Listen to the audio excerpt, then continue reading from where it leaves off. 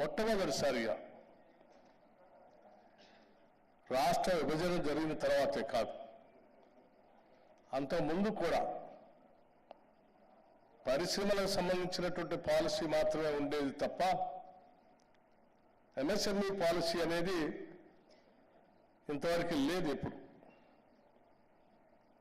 అటువంటి పరిస్థితుల్లో ఈ దేశంలో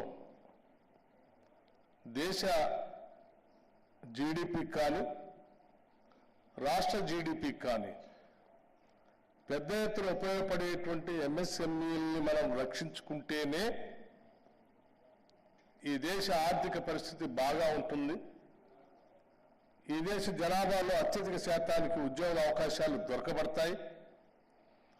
పెద్ద ఎత్తున ఉపాధి ఉద్యోగ అవకాశాలు కల్పించడానికి పనికొచ్చేటువంటి ఈ పరిశ్రమల పైన దృష్టి సారించాలని మా నాయకుడు శ్రీ రాహుల్ గాంధీ గారు ప్రత్యేకంగా గత కొన్ని సంవత్సరాల క్రితం ఇదే హైదరాబాద్ నగరంలో తాజ్ కృష్ణాలో ఒక ప్రత్యేకమైనటువంటి సమావేశాన్ని ఏర్పాటు చేసి ఎంఎస్ఎంఈకి సంబంధించినటువంటి పరిశ్రమల పెద్దలందరినీ కూడా పిలిచి వారితో మాట్లాడటమే కాకుండా ఈ దేశానికి కూడా ఒక పిలుపిచ్చారు. వారు దీనిపైనే ప్రభుత్వాలు దృష్టి సారించి ముందుకు పోతేనే దేశ ఆర్థిక వ్యవస్థ బాగుపడుతుందని, ఇంక్లూజివ్ గ్రోత్ కూడా తీసుకొని రావడానికి ఉపయోగపడుతుందని చెప్పిన ఆ పాలసీని మా రాష్ట్ర ముఖ్యమంత్రి శ్రీ రేవంత్ రెడ్డి గారు ప్రత్యేకంగా దృష్టి సారించి పరిశ్రమల శాఖ మంత్రి గారితో మాట్లాడి మన విధానం ఇది అని చెప్పే విధంగా ఒక గొప్ప పాలసీని తీసుకొని రావాలని చెప్పి దృష్టి సారించి ఈరోజు రాష్ట్ర ప్రభుత్వం తరఫున ఈ పాలసీని రాష్ట్ర ప్రభుత్వం ఈరోజు ప్రకటించింది. ఈ ప్రభుత్వం యొక్క దృష్టి ఎంఎస్ఎంఈల పైన ఎంత బాగా ఉంది అని చెప్పడానికి ఇంతకంటే ఉదాహరణ ఏమీ లేదని నేను భావిస్తూ ఉన్నాను.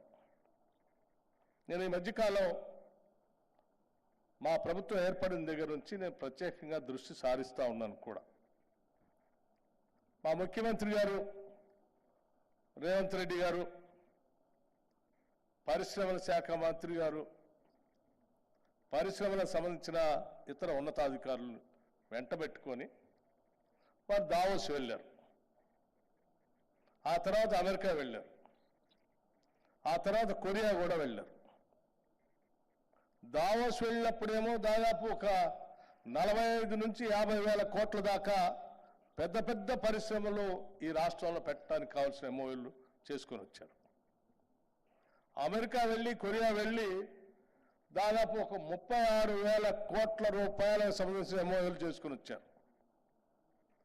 ఇంత భారీ పరిశ్రమల్ని మల్టీనేషనల్ కంపెనీస్ అన్నిటిని కూడా ఇక్కడికి ఆహ్వానిస్తూ ఇక్కడ ఉన్నటువంటి పరిస్థితులన్నింటినీ కూడా వాటికి అనుకూలంగా ఉన్నాయని చెప్పి వారికి కావాల్సినటువంటి వసతులని కూడా ఏర్పాటు చేస్తామని చెప్పి అన్ని వేల కోట్ల రూపాయలతో ఇక్కడ మల్టీనేషనల్ కంపెనీస్ తీసుకొని వస్తూ ఉన్నారు.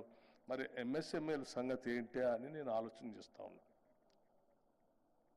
కానీ చాలా ఆశ్చర్యంగా వాటితో పాటు ఎంఎస్ఎంఈల పైన కూడా మన దృష్టి ఉంది అని చెప్తూ మొట్టమొదటిసారి ఈ రాష్ట్రంలో ఎప్పుడు లేనట్టుగా ఒక పాలసీని తయారు చేసి వాటికి కావాల్సిన విధంగా కావాల్సిన రాయితీలన్నింటినీ అందులో పొందుపరిచి భూమి కేటాయింపులు ఒకటే కాదు, అందులో ప్రత్యేకంగా ఉమెన్ కోటా ఒకటి పెట్టి దాంట్లో మళ్ళీ ఎస్సీ ఎస్టీలకి ఒక కోటా పెట్టి దానికిచ్చే రాయితీలు డబ్బులు సంబంధించి 75 లక్షలు ఉంటే ₹1 కోటి వరకు పెంచుతామని నిర్ణయం చేసి ఈ రకమైనటువంటి నిర్ణయాలతో ఎంఎస్సి మీద ప్రత్యేకమైనటువంటి ప్రేమను చూపిస్తూ ఈరోజు అనేక రాయితీలతో ప్రోత్సహిస్తూ ఉంటే వారు దానిని దీనిని రెండు మేలు కలిగతో